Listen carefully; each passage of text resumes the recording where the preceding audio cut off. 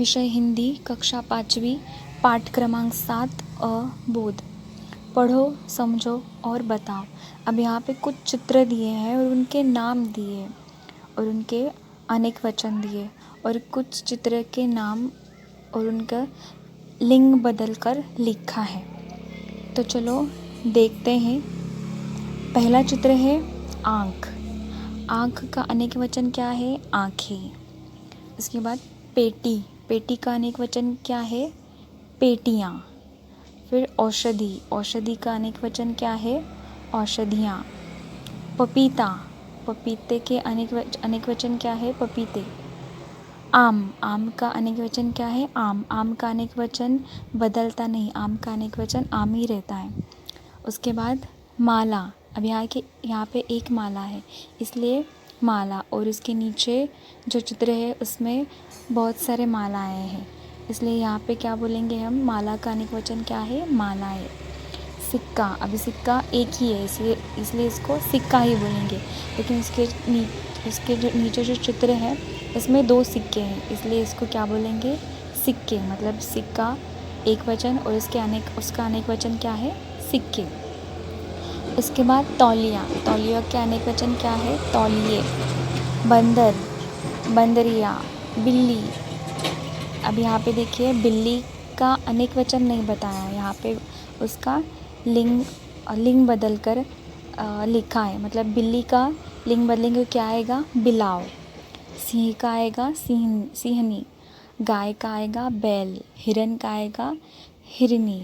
नागिन का आएगा नाग। और उसके बाद चूहिया। चूहिया का क्या आएगा? चूहा। पढ़ो और समझो। ब समान विरुद्ध। अब यहाँ पे कुछ समानार्थी शब्द दिए हैं और कुछ विरुद्धार्थी शब्द दिए हैं। समानार्थी शब्द मतलब सिमिलर वर्ड और विरुद्धार्थी शब्द मतलब अपोजिट वर्ड। तो चलो देखते हैं। तो सबसे पहला चित्र है आँख का। आँख का समानार्थी शब्द क्या है? नेत्र। अब समानार्थी शब्द मतलब क्या? कि एक ही अर्थ के 2 शब्द, मतलब आँख को आँख भी कहा जाता है और नेत्र भी कहा जाता है।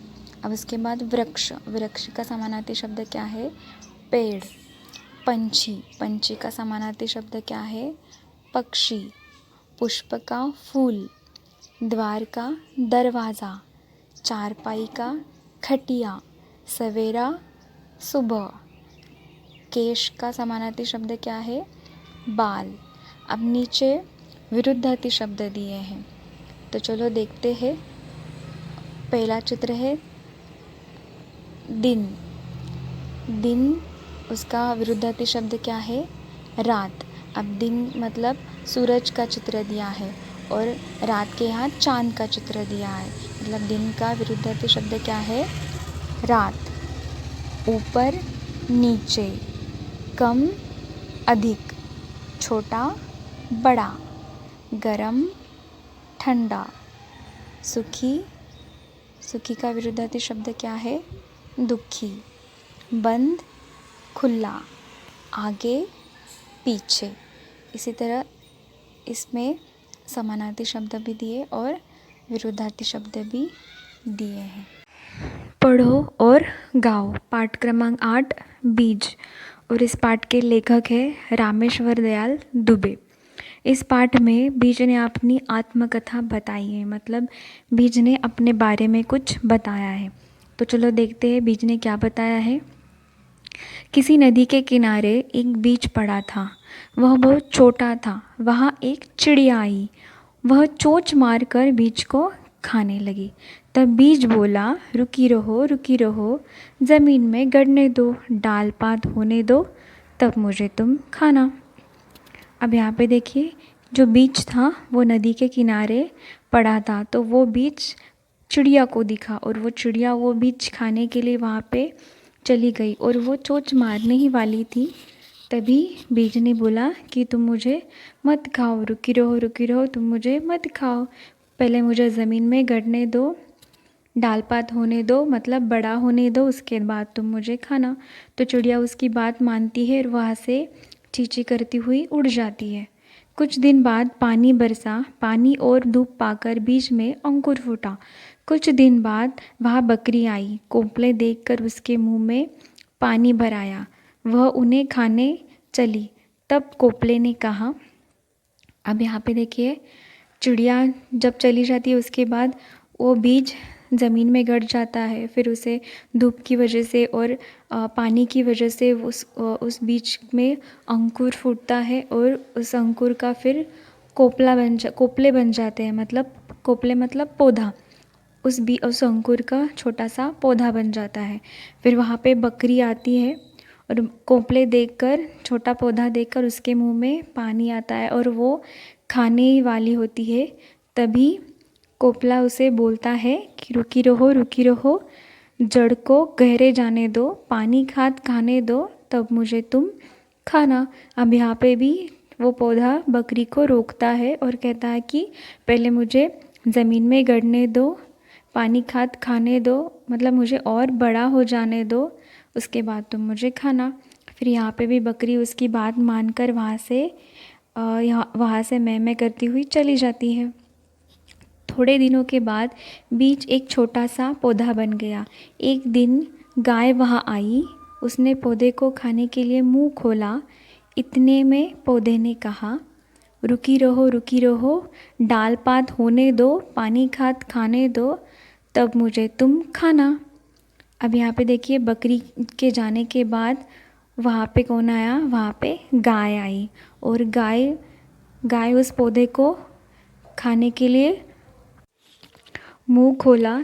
इतने में ही पौधे ने उसे कहा कि रुकी रहो, मतलब रुक जाओ, अभी तुम मुझे मत खाओ, पहले मुझे बड़ा हो जाने दो, डाल पात हो जाने दो, पानी खाद खाने दो, उसके बाद तुम मुझे खाना। अब यहाँ पे भी गाय उसकी बात सुनकर वहाँ से रंभाती हुई चली जाती है। रंभाना मतलब जैसे गाय चिल्लाते हैं, गाय या भैंस जैसे चिल्लाते हैं ना, उसे रंभाना कहते हैं। अब उसके बाद बहुत दिन बीत गए। उसकी डालें बड़ी बड़ी हो गई। एक दिन फिर वही चिड़िया, बकरी और गाय वहाँ आई। उन्होंने एक दूसरे से पूछा। अब यहाँ पे देखिए, गाय जब वहाँ से चली जाती है उसके बाद कुछ दिनों बाद वो छोटा सा पौधा बड़ा पेड़ बन जाता है। उसको फल फूल आते हैं, उसके पत्ते भी बड़े हो जाते हैं। फिर वहाँ पे ये तीनों भी चले आते हैं। मतलब कौन?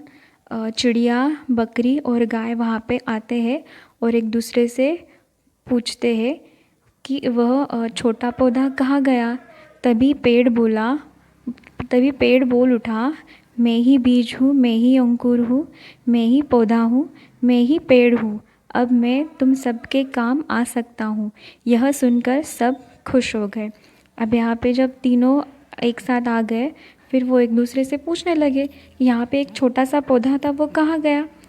तो इन लोगों की बातें सुनकर जो बीज था उसका पौधा बन गया था, फिर उसका पेड़ बन गया। वो पेड़ बोला कि मैं ही बीज हूँ, मैं ही अंकुर हूँ और मैं ही पौधा हूँ, और अब मैं ही पेड़ हूँ। अब मैं बड़ा पेड़ बन चुका हूँ, अब मैं आप सबके काम आ सकता हूँ। तो ये बात सुनकर वो तीनों भी खुश हो जाते हैं, क्योंकि अब उस छोटे से बीज का बड़ा पेड़ बन चुका है और उसको फल भी आए हैं, फूल भी आए हैं और बहुत सारे पत्ते भी आए, और वो बहुत बड़ा बन चुका है। इसकी वजह से उसकी छाँव भी सबको मिल सकती है, उसके फल भी खा सकते हैं और उसकी छाँव में भी बैठ सकते हैं, इसलिए वो अब सबके काम आ सकता है।